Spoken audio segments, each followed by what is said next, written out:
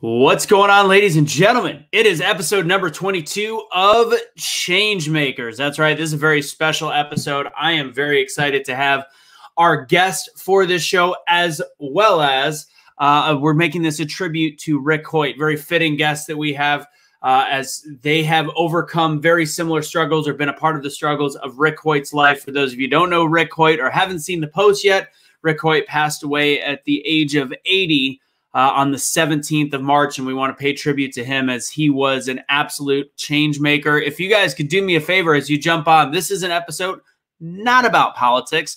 This is about people that are creating change in the world, inspiring those around you. You have no fear but to share this video out. This is really what Be the Change is all about, finding the change makers in the world, those that have been the change in their own lives and the lives around them. So please share this, share the positivity, start making comments in the comment box. We'd love to see what you guys have to say. And we're going to take you down 45 minutes or so of fun, enjoyment, learning about other people's lives that hopefully inspire you to create change in the world around you. It's going to be a good time. Share this episode out, and we're going to do a 30-second countdown. It's about time we get started with this special edition tribute to Rick Hoyt with our special guests, Valerie Dawn and PJ Allred.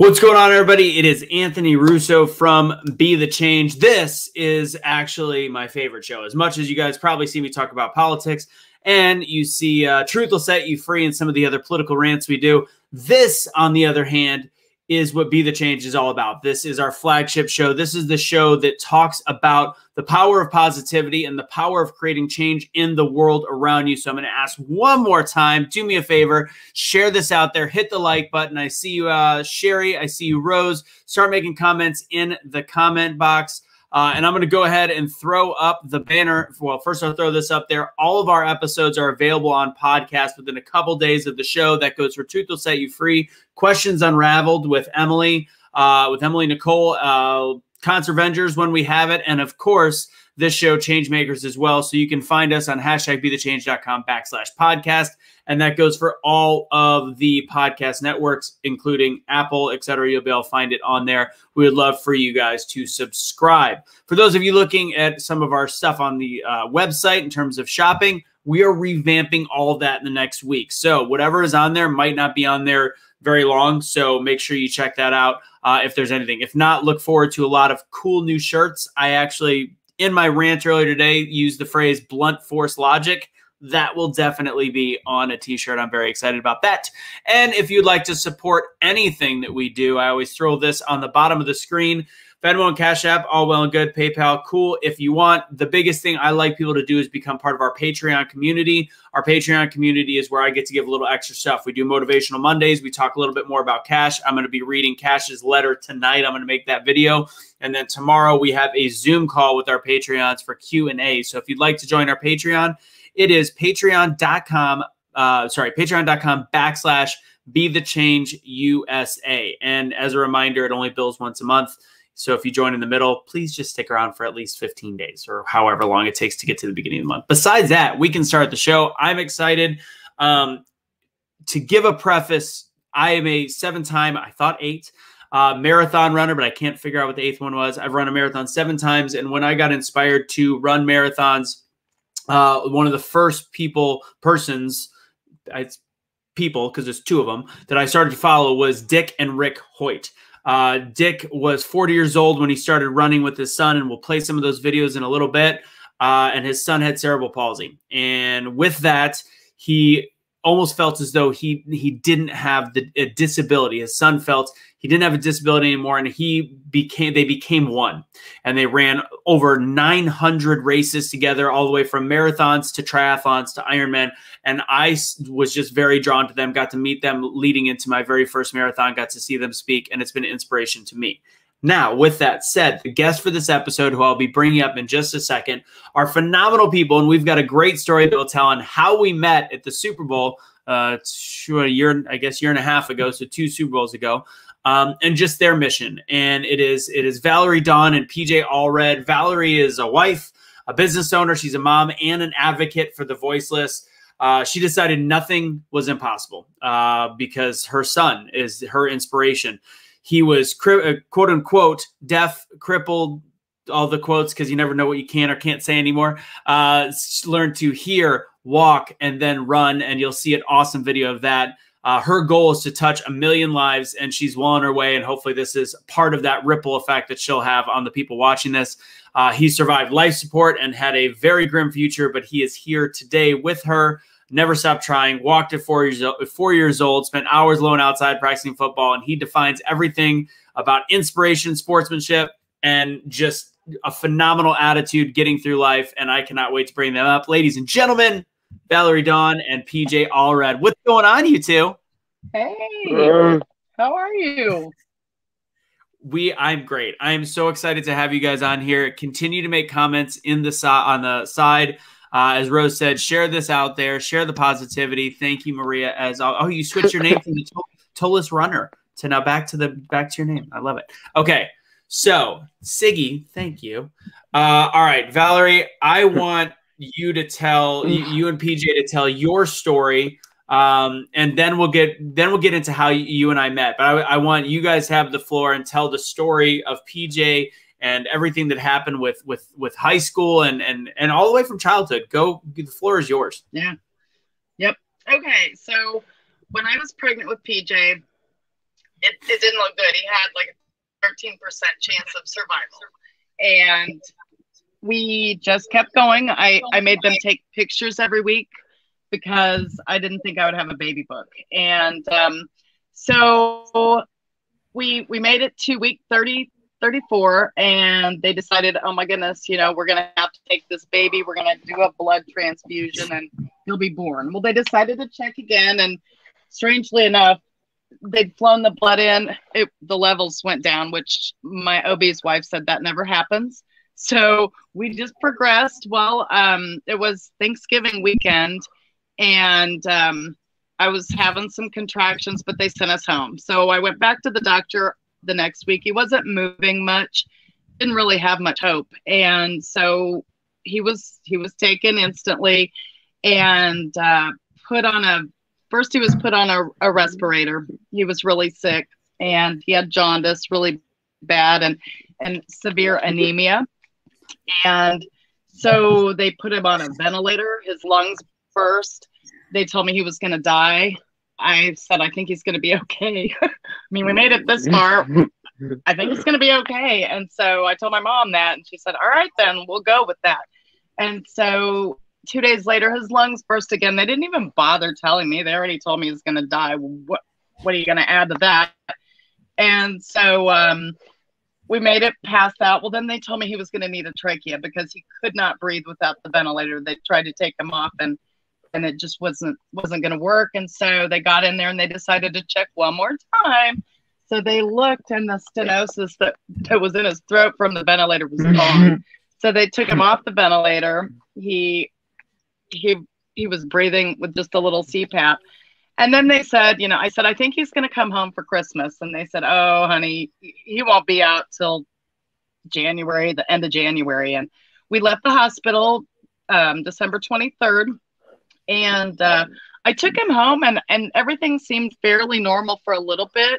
He was really strong, and he kept arching his back, and he wouldn't look at me. And something was wrong, his foot was twitching, and moms know, go with your gut, moms, because you just have to be your own health advocate. Sometimes you have to know about your own body because doctors don't have time to look it all up. And so I went to my doctor and he kind of laughed at me. So I went straight to the NIC unit that he was born at. And they're like, oh my goodness, you've fallen through the cracks. It's 6 months later. He's got cerebral palsy and he's deaf. We got all that in the same week. And they told me he probably wouldn't live past 18. He would never, maybe sit up by the time he was 8. And he was so profoundly deaf that he wouldn't hear an airplane going over the top of his head. And so I thought, okay, whatever. We'll see. And so we continued, and the therapist would come and they would work the whole hour with PJ because he wouldn't quit. A little bitty kid, and he's pushing, and he was so strong. I would take him to the doctors and he would hang from the door, and I didn't put him in the stroller. He hung from the stroller. Yeah, he can do like 20, 30 pull-ups. I don't even know. And so we just, we kept working, and we did Botox and braces, and he had a little gait trainer to help him walk. And so I'll never forget his first Easter. He had, there weren't belts small enough for him. And so he reaches out to get the eggs, and his little pants just dropped right down on the ground. Yeah. And then the day he learned to run, we had a retaining wall, and he had learned to whiz outside, and he tripped and he ran down the hill, and he looked at me like I ran. And so he spent the whole afternoon running back and forth up that hill. And that's how I learned to run. And so he would spend hours. Trial by fire. That's how you learn to run, just send him downhill and see what happens, right? Right. Well, and everybody tried to baby him, and I used to get so mad because my sister was handicapped. She had tight heel cords and epilepsy, and she was so babied. And so I was determined, anything that he can do for himself, I want him to. And he had that attitude as well. He would get mad if someone took out the trash and that was his chore. He would just stand at his sister and scream. He didn't have the words. And as far as his hearing, I kept researching, and they wanted to put these gigantic hearing aids in, a cochlear implant. And I researched, and none of it was quite adding up. And they didn't have any kids that actually had like the same. I took all the information from every single test and I plugged it in, and I found something called auditory neuropathy, where it's more of a processing disorder. And so basically you can be taught to hear. We would like turn on the water and say water. We did sign language so that, he was asking for more milk, please, at 6 months old. I bet most kids aren't doing that. But yeah, but now I do. Yeah. And if anybody's noticing right now, clearly he can hear as PJ's listening on one of his on you guys have shared earbuds right now. So clearly it worked, right, Mom? As Lisa would say, OMG, I love this, right. Mom, in the comment box. You did your research and you tried. I love you too. Love that. Yes. So and go ahead. About before the hearing started, his speech therapist, who'd been with us since like 6 months old, she just kind of went along with me when I said he was hearing, and I just felt like he would hear by the 4th of July. And the 4th of July came and went. The next year on the 3rd of July, I walked through his room and he looked up at me. So you just never know when your miracles are going to come. And so PJ had a dream, in his life that he wanted to be a famous quarterback. And so I'm pretty realistic with him. And I said, dude, how many kids in your school want to be, how many kids make it? You're going to have to find a different way. I didn't tell him no, because I don't believe life works that way. And so he did find another way. Actually, the very last night of the last 10 seconds of the last game of his senior year. Can I play that clip? What's that, PJ? Absolutely. He said actually it was the last 8 seconds. Mom was. Okay. Is that what he said? He's a comedian. I like it. And for those of you that watched, we're gonna play this video. For those of you that watched the episode with Denzel, so as if you learn more about cerebral palsy, it can present differently in different people. So Denzel is is very good at speaking. He's become a motivational speaker, and I hope he's watching this. Love Denzel. I know he's having a rough week, but it presents itself differently. So PJ became stronger physically. So he has physical strength and he's got ability to run, and he was able to do that. Whereas Denzel had the ability to speak a little bit better. So it presents itself differently, presents challenges, and we're seeing two different ways to inspire. You heard Denzel that's like, I don't know what to do, so I'm going to inspire people with my voice. PJ is inspiring people with his actions and what he does and how he does things. And it's a perfect example that anybody can serve as inspiration if you have it in your heart. It's about the heart of the person and not necessarily the body that we have. And I just want to pass that message on. So let's rock this video of PJ making his 80-yard touchdown. So I'm going to play it real quick. We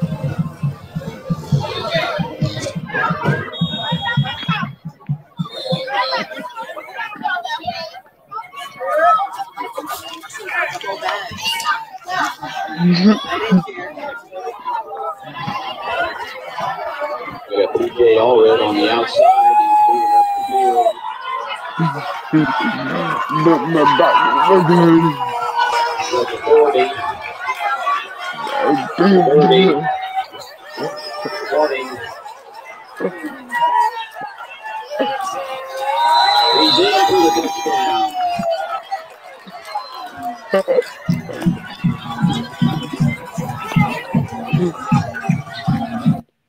First off, I was an offensive lineman in high school. So, PJ, I'm pretty sure you were faster than I was running that 80-yard dash. I'm pretty sure. But that was a cool moment because it shows watching the other team help. It's a microcosm for everything going on in this world, and to show that we are still kind to each other and we can show the ability to overcome and do all these things. And what did that moment mean to you guys to be able to have that happen? Well, for me,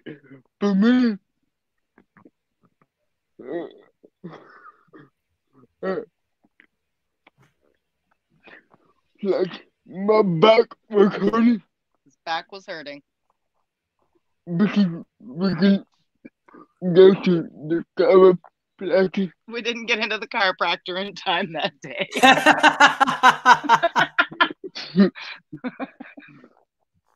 And then I forget to take me to the chiropractor.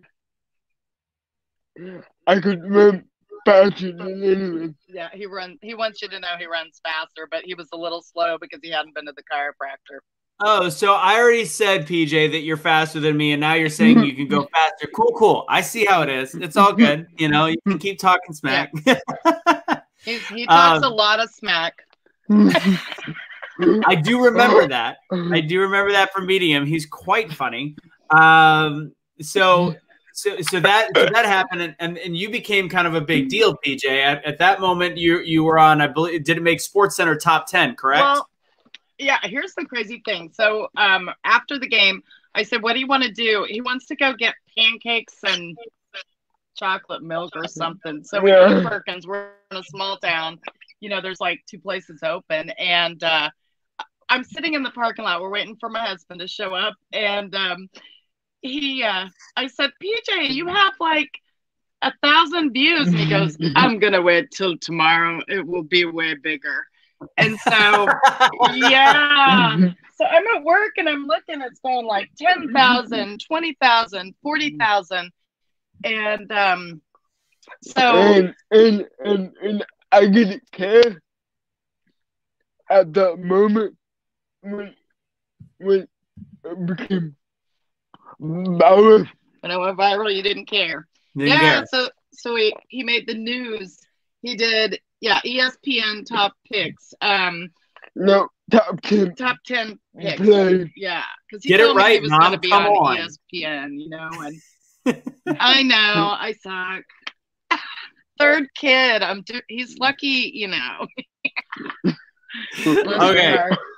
So then on top of Anyway. it, and then so you got on ESPN, and then on top of that, you guys parlayed it because PJ is a huge Kansas City Chiefs Hollywood, fan. Access Hollywood. That's right. Yeah. Yes, he loves. Yeah, and also the NFL retweeted his little. Yeah, he's been quite the celebrity. He the Chiefs. He's actually been able to meet all three of the Casey Wolfs, our mascot for the Chiefs, at the Dream Factory every Christmas, and they have all fallen in love with PJ. I almost feel guilty because like they're hanging out with my boy because he's so cool. And anyway, so a friend of ours reached out to them, and so the Dream Factory then offered for him to meet Patrick Mahomes. And so then the Chiefs heard about it, and they decided they pick 2 people every year to send to the Super Bowl. And at that game, they said PJ was going to be their good luck charm. I think they only lost like 1 game, maybe after that. But anyway, no, they didn't. 2. Okay, yeah, he knows the stuff, Mom. And then they lost the Super Bowl. They lost the Super Bowl. Well, not Yeah, that no, they did good. Right They there. did good. They did good the year we met. Oh, They did- absolutely. The year we went. Absolutely. yeah. And yes, so PJ, they sent him to the Super Bowl. So the NFL and the Chiefs picked up the tab, and that's where we met you. And this is the next part of the story. So the way that this all went down. So and I think I'm remembering it correctly. So I was wearing my BetheChange shirt. I was wearing a black BetheChange shirt, and I was in an elevator in the hotel because I was working. I was working for a company doing emceeing and hosting for the Super Bowl experience. And I meet Valerie in the elevator, and she saw my shirt, and she said, "What did you said that's your go-to phrase, right?" I've had it on the salon wall for as long, well, probably the last 15 years. So I see that every day when I'm shampooing hair. So she's like, "That I love that phrase," and I was like, "Oh, that's my company." We had a very quick interaction, and that was it. And then I go out to the ocean a little bit later because the ocean was right behind our hotel. And there was PJ, Valerie, and there was a gentleman with you guys, I believe. Was that PJ's dad? That's my husband. That's Okay. Tony. Yeah, that's Tony. That's right. We had the same Yep. name. That's right. That's right.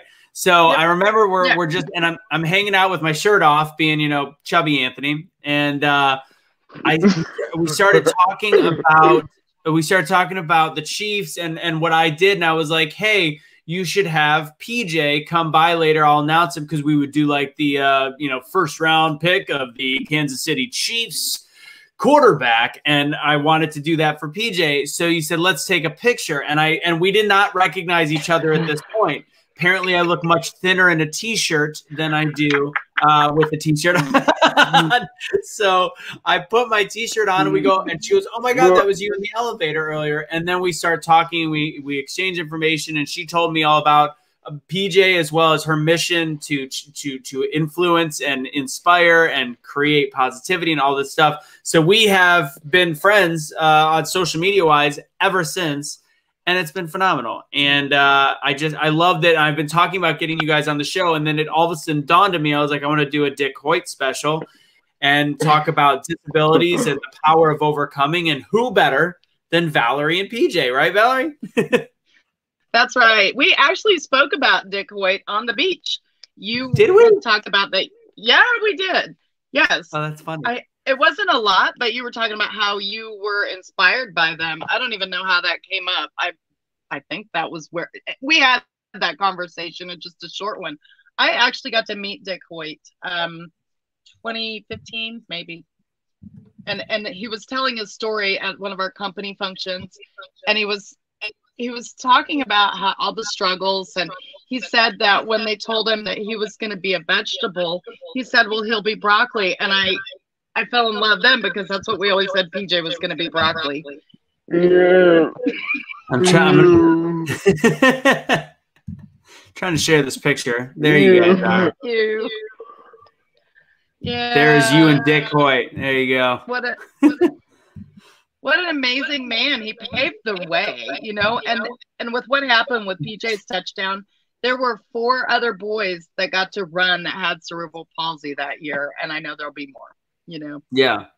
And it's a groundbreaking thing what Dick Hoyt has done. And he talked a little bit about how the first time that they ran, people looked at them like they were nuts. And now that it's a thing, people with children with disabilities, they find a way to get them involved in races. And it is like, you could be a huge sports fan and be disabled. Shocker. It's like people don't understand that. And there is no better experience than what can be done with PJ running a touchdown or Rick Hoyt getting pushed through a finish line. And it's powerful. And I want to bring up something interesting. You said something earlier. So my dad had multiple sclerosis. I know you and I have talked about that. So I had a handicapped father. So I use the word handicap. And I think it's so interesting, the world that we live in, because you say handicap as well. I say handicap. And I've been called out. They're like, you can't say that. I'm like, you didn't have a father that was handicapped. So, and he referred to himself as handicapped. So I do think it's funny that people that have gone through it are going through it and live a life. We don't care what terminology people use. That's not the issue. The issue is actually being kind.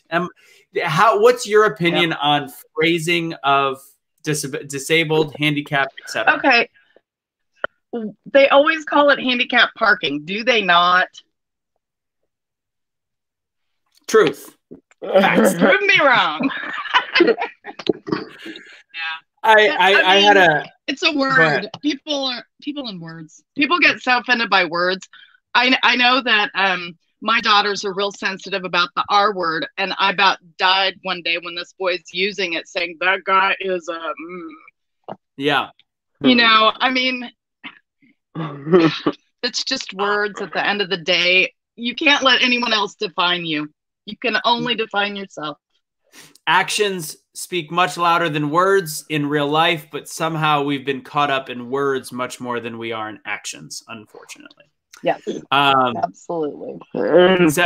So there was one social media post that somehow people got all twisted with me one time, and I said something about my father being handicapped, and they were like, "Oh, you know how I know you're lying? Because you said handicapped." I was like, "Come again?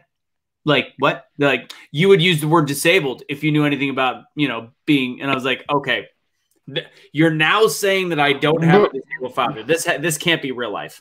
Anyways, let's move back to positivity. How does PJ's have haters? Yes. And well, PJ's got a great attitude of dealing with haters, because even like when he did his touchdown and was on Instagram, some of the comments, how do you deal with haters? What do you think when someone is a hater? Oh, are you asking PJ? Go ahead. Yeah, PJ, how do you deal with haters? What do? You ignore them, right? Just let them hate you and not let it define your life. Not let it define your life. I love it, PJ. Based on your disability or your looks. Yeah, don't let them define you based on your disability or your looks. 100%. And with that, before we go to Dick Hoyt, because I just want to share. Now, this is PJ's Instagram. If you guys want to follow him, it's aftermath_fitness, FITNSSS1. Now, if you want to look at somebody that has just lived the heck out of life and is enjoying life despite any disability, just look at his Instagram. This is pure joy. There's nothing but pure joy in all of this. And this is, I love when you told me like, oh, a lot of your videos, I've just been scrolling through this for the last 5 minutes before we got started. And I was like, oh my God. Like if you can encompass the word pure joy or the words pure joy, your Instagram does it. You have lived the heck out of your life. And I love that. And I think it's inspiring. So just wanted to share. And actually, that was my word for that year. My word was joy. I mean, do you see a single picture where he's not smiling? Also, you're in way better physical shape than I am. You are literally jacked, or I think yoked is what the kids say. He's ripped. He is. You're ripped. You're he ripped. would do crunches when he was a baby. He would lay on the floor and he had a six-pack and he would say, "Mom, you could do this if you just sit up a little bit." And I was like, "Dude, I have flabs. You have abs." but now I can't. But we kind of quit the gym for a little bit, with everything, and so we're working on that six-pack, aren't we? no. No. Oh. I'm bad. A what? You want a 10-pack? No. A dime? Are you on a dime for D B O, a dad bod? You want a dad no, bod? I have a dad bod. That's what I have. That's you want that? Yeah. That's his goal. He wants to weigh like 130 pounds someday. He burns a lot of fat, so he can't, he eats constantly, and what a struggle, it's the complete opposite of his mom. Complete opposite of me as well. So before we talk a little bit about Dick Hoyt, so Lindsay Ann says, where does PJ live? I have a friend that I would love to make virtual friends with. She's a catch. So it sounds like we might have a love connection. Are you single? Are you single right now?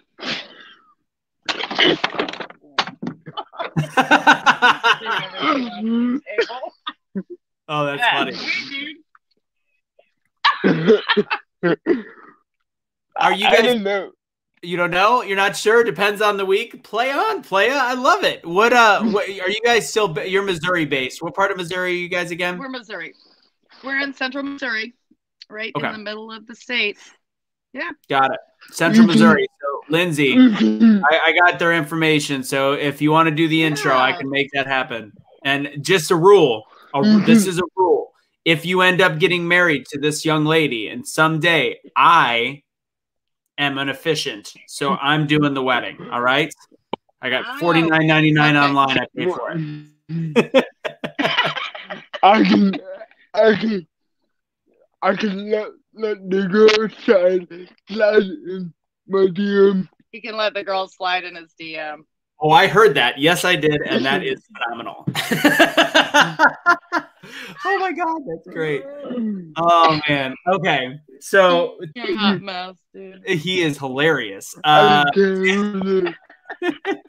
right. He does curls for the girls. Oh my God, that's so good. Oh, I'm laughing my ass off. That's funny. All right. So here's the deal, guys. I want to share a little bit about Dick and Rick. I want to play a video. Let me see which one I wanted to play. Bum. No, that's my go-to phrase.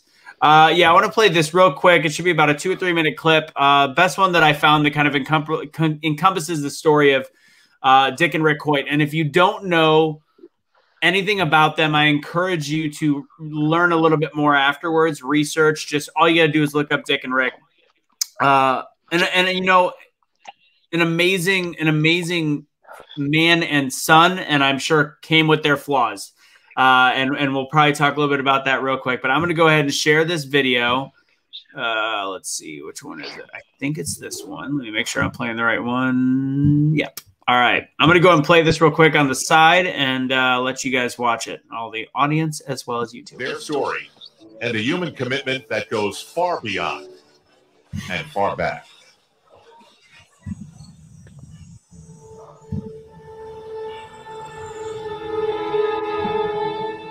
January 10th, 1962. We knew there was something wrong, but we did not know exactly what.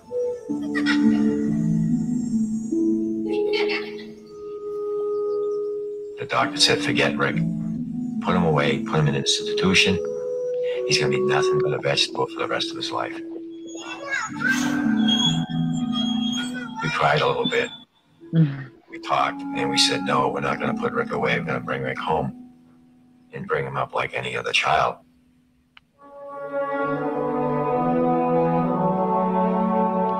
We knew Rick was smart. We could tell by looking in his eyes. And when we talked, he was paying attention to what we were saying. So we wanted to get a computer built so Rick could communicate with us. Everybody came to our house that night for Rick to say his first words, and everybody was betting, what is the first words Rick is ever going to say? His mom saying it's going to be "Hi, Mom," and me, the dad, saying, "No, it's going to be "Hi, Dad." Well, the Boston Bruins were going for the Stanley Cup. The very first words Rick ever said was "Go Bruins." Dick is a military man, so he knows a thing or two about commitment. This time, he's just months removed from a heart attack. This gift that he gives to his son, or is it the other way around? Either way, it all started when Rick heard about a charity run for a paralyzed athlete. He asked Dad, and Dad said yes.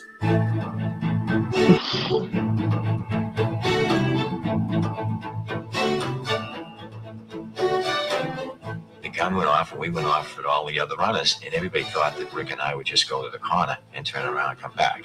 Well, we didn't. We finished the whole 5 miles, coming in next to last, but not last. And when we got home that night, Rick wrote on his computer, "Dad, when I'm running, it feels like my disability disappears." So that was a very powerful message to me, that we finally found a sport that Rick could get involved in just like everybody else. Mm-hmm.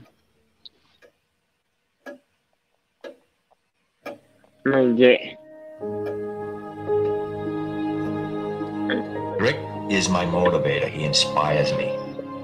To me, he's the one out there competing, and I'm just loaning him my arms and my legs so that he can compete.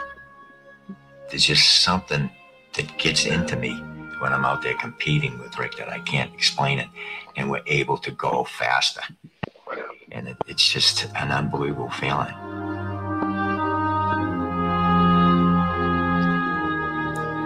Rick and I love the Ironman triathlon.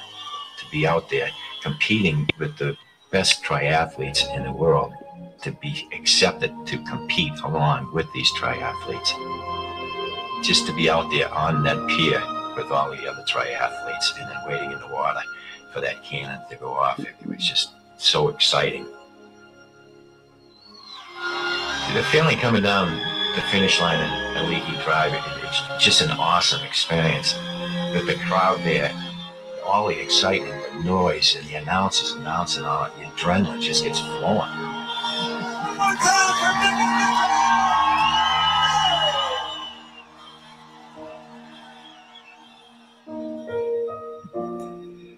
I may be disabled, but I live a very fulfilling life. And if someone takes the time to get to know me, they will realize that I am no different than anyone else.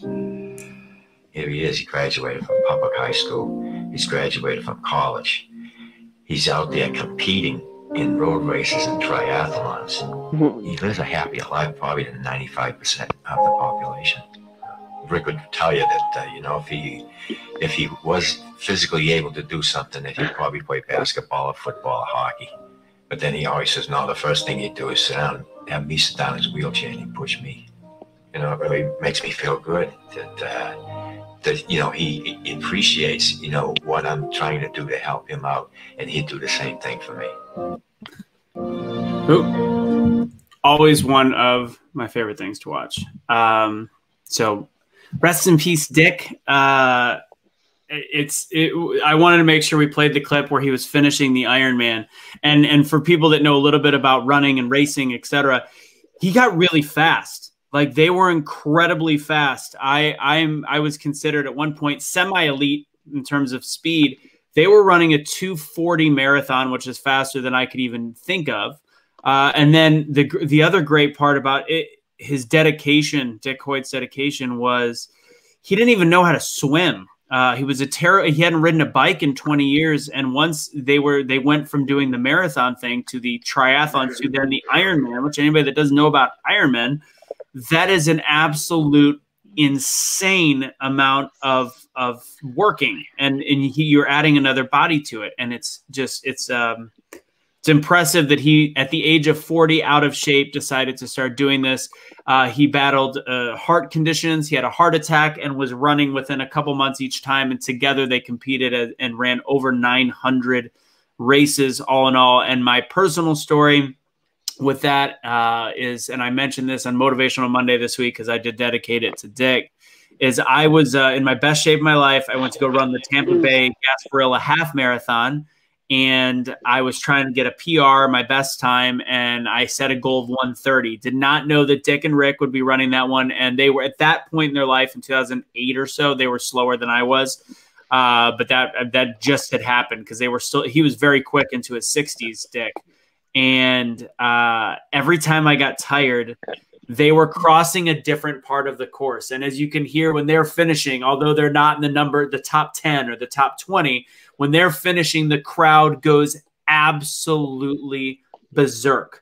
And every time that I was lagging, and my pace at a 1:30 means I'm running a sub 7-minute mile, every time, just the same way that when PJ ran his touchdown, the crowd went nuts. They legitimately were cheering so loud from across a lawn or across a field or wherever they were on the opposite side that it kept me going. And I knew it was them because you could hear the chant. And that's what gave me my best time ever. And getting to meet them before my first marathon, getting to be inspired and feel like I was running with them, always have left an impact on my life. And to see them become famous and to do the things that they did together, it shows the power of positivity. And Denzel's in the chat box. What's going on, Denzel? So that's my story that I share with Dick and Rick Hoyt. And I know you got to meet him, Valerie. What's your opinions on just what that they've done for the disabled community? They made a path to sports. They made people, you know, when you go to an Ironman, you learn a lot about, I mean, when you see the 80-year-old guy running across the line, you start to kind of feel like, okay, what's my excuse? And so he inspired people to move beyond their excuses. They made no concessions for this man. He didn't get any extra attention there was no modification of the race for him. He had to race just like everyone else did. He had to find his own solutions to get that kid on the bike, and when he swam, I think he put him in a boat and he put a rope and swam and pulled him, and he just defined not quitting and having a vision, and because of him, you know, we've had our battles with PJ. When he was little, I wanted him to play the community sports, and the coach was like, well, he can be the water boy. And I said, I don't have time to own this place, so I think we better find a spot for him. And he said, well, I said, what are you worried about? And he was worried that he would fall down or get hurt. And I said, well, what do your other kids do when they fall down and get hurt? He said, they get back up. And I said, well, PJ's better at getting back up. He's had more experience than anyone on the team. And so at the end of that year, he got most valuable player, and the coach said, thank you for pushing me. And so I'm so grateful for Dick Hoyt for pushing and doing things that nobody thinks you can, because you're going to encourage somebody that doesn't think they can. You know, they're going to realize, hey, if he can do it, I can do it. Right, Peter? Yeah. Yeah. So thank you, Dick Hoyt. Yeah, and that's the cool part is, you know, and who knows where your journey would be without Dick, and we talk about ripple effect, and who knows where that coach that initially said like, no, water boy, and now realized the power of watching somebody live their dreams and overcome their obstacles, and what kind of impact that can leave on a fully able-bodied person, to a disabled person, to across the board. That inspiration speaks louder than politics. It speaks louder than the basic words. It goes beyond just actions. It encompasses everything. And PJ's ability to inspire, and Dick and Rick's ability to inspire, it doesn't come without sacrifice either. And this is what my next question is going to be for you guys, because you looked at following Dick's story and somehow being friends with him on Facebook, I kind of watched some of the different stuff going on, And he was so dedicated to his son. It was almost like an addiction. And I just the way that I can see that, I know that he went through, I know he went through divorce, and I know he went through some struggles in his personal life. But he was so dedicated that he taught himself to swim, bought a house on a lake so that he could learn how to bring his son along, all these different things. The intensity behind that also creates difficulties in your regular life. And if you would, do you have any difficulties that you have, Valerie? And I think you have other kids as well, just raising PJ. Yeah, go ahead. I missed out on a lot of my girls' high school. No one would babysit him. And I was like, he's the easiest money you will ever make. You know, he's happy, but they were afraid because they didn't know. And I've had guests in the salon that's older people that have said, well, I've never met anyone like that. And I was like, well, no, you probably have never met another PJ before. And it's just because it's what they don't know. And they were afraid of him. And then when they meet him, they fell in love. And so you just, you know, we gave up a lot of things with the girls because I couldn't take him, or traveling things for the girls. But it's a joke in our family. They all know he's my favorite. So No. no, I tell them all they're my favorite. They just weren't supposed to tell anybody else.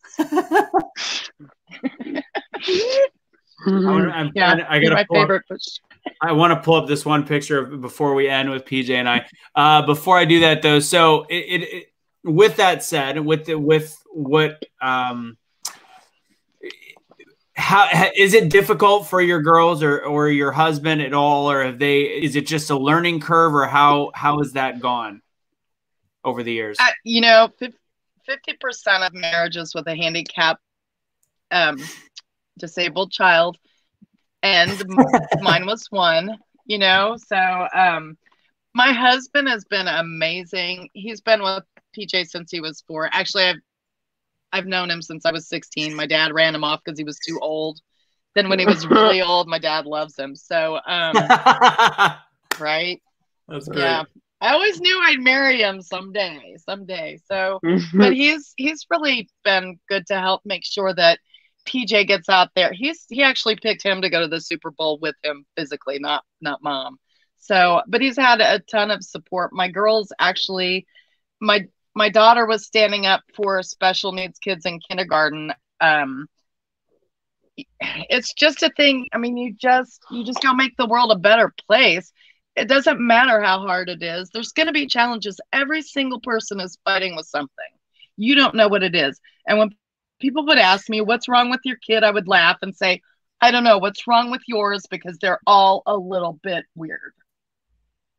Right? All of us have something. You can see with PJ, it's a physical thing. You know, you can't look at the rest of us and tell what's wrong always. So, yeah. That's just my... Be the same.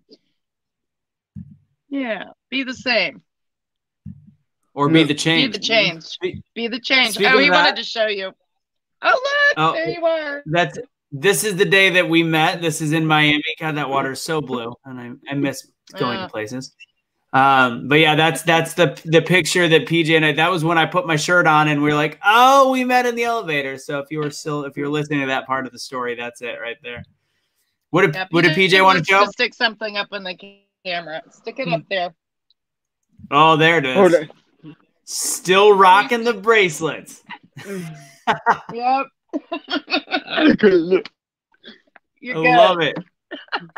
I'm so happy that we met in Miami, which might be one of the last Super Bowls I get to work. So it made my day. It made my day being able to announce that. Actually, I need to share. Is it up on social media at all? I should, if I could pull it up. Really, me announcing him. Go ahead. Yeah, it actually is on that PJ Goes to the Super Bowl Facebook page. PJ Goes to the Super Bowl. Let's see if I can find it. Let's see if I can find that video. How far down do you think I might have to go? That was what That was I'm pretty speedy. That was before the Super Bowl. That was before the Super Bowl. So it would have been like 2 days before the Super Bowl or 1 day before the Super Bowl. All right, I'm pretty quick. What day was the Super Bowl on? I see you at the game. I think I see it. Let's see. If I can do it real quick, I'll find it. Maybe we'll wrap with that. So it would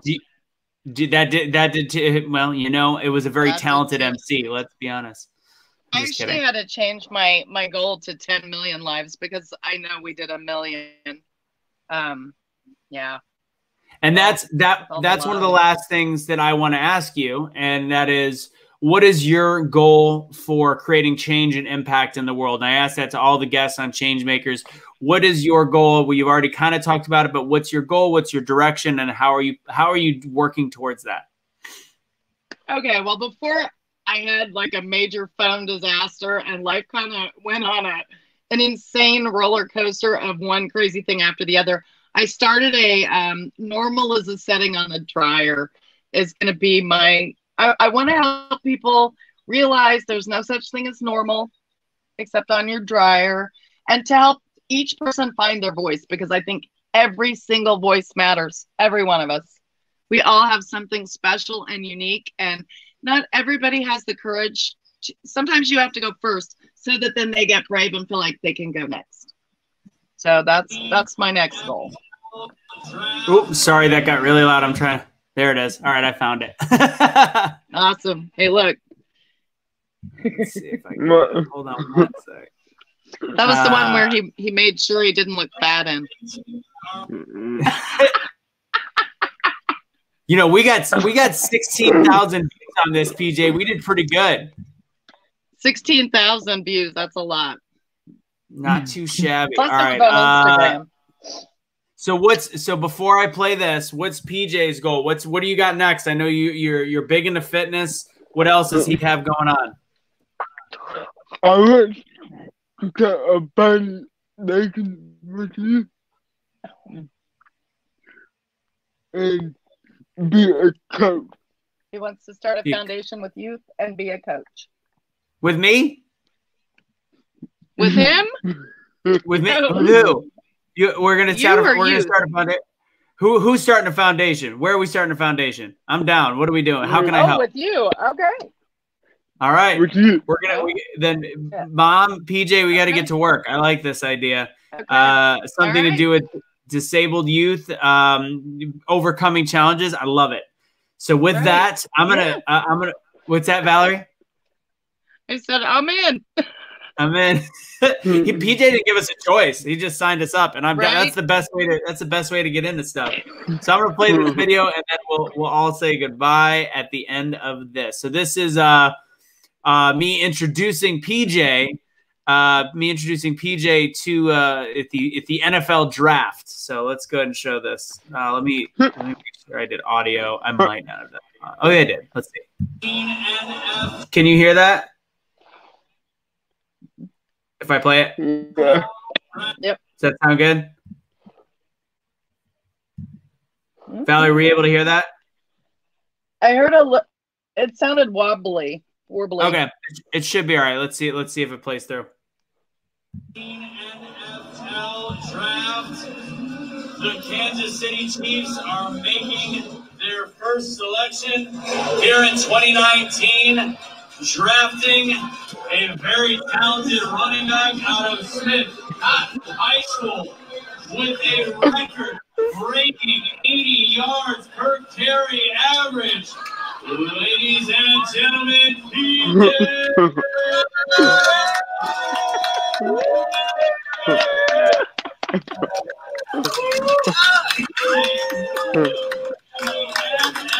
NFL, congratulations. Here you go, my friend. Welcome to the NFL. There it is right there. The Chiefs used that picture actually for the draft pick this last year. Shut up. Seriously? No, yeah. It was either the NFL. Was it the NFL or the Chiefs that used that picture for the draft picks? Might have been the NFL. I didn't know. I don't remember. One of them used it. Yeah, crazy. And he's made a commercial. Awesome. He was, yeah, he's. I made a commercial. Yep, for good sense. I love He's it. waiting on You the guys are offers to amazing. come in. Yeah, just bring it. Keep bringing it. PJ, you keep inspiring. Yep. Valerie, you keep getting to work, changing the world, and apparently we've got a foundation to start. So we're gonna I guess we work did. on it. Yeah. Okay. All right. Final words, guys. Then we'll go ahead and wrap it up. Any final words? Never give up on your dreams. Keep going until you got nothing left in it. Yep. Keep going until you got nothing left in you. Never give That's up right. with your dreams. Never give up. How about you, Valerie? Mine's always, live like your hair's on fire. You get one life. That's it. And it's fast. So make a difference. You guys said it all. Never underestimate your ability to inspire people, and that's what I take. That's what I take from when we had Denzel on, when we have PJ, and from Dick and Rick Hoyt. So thank you guys for being on here. I'm so glad we finally made this work, and it's truly God's intervention, divine intervention that we met at the Super Bowl in 2020. So thank you guys. Thank you all for being on, and thank you guys for watching. Please share this episode. Hopefully it'll reach somebody that needs the message in this to keep going. Have gratitude, be thankful for every day that you live, and realize that you have so much power to create change in the world. Valerie, PJ, thank you both. Thank you guys for being on. Thank Be the change you wish you you. know. Good night, Thank you. everybody. Good night. Thank you. Thank you. Good night.